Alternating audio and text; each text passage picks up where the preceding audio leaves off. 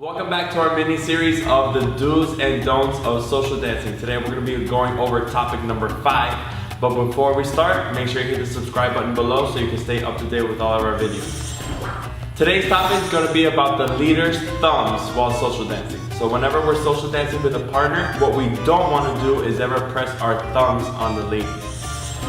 So the first reason why we never want to put our thumbs on the lady is because it hurts a lot and she doesn't want to be dancing in pain.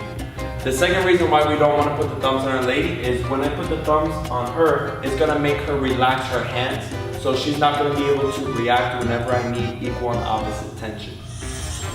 So as leaders, what we should do is be using our middle two fingers to create a hinge with our partner. So I'm just using these middle two fingers and she's going to be curling on the fingers. So from here, we're nice and relaxed, we're connected, and the lady is ready to connect to me and able to react to whatever I want her to do. Right? Whenever I place my thumbs on her, she's going to be too relaxed and she's not going to be able to react to certain things like this.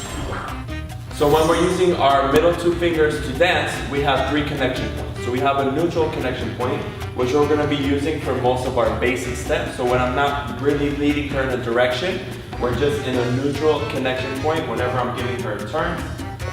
We're not in any sort of position, we're just relaxed in this curl.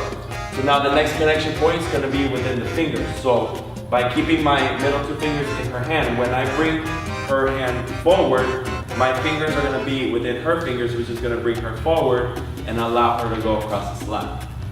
The next connection point that we have is inside of her palm, so that's when I'm going to be applying pressure.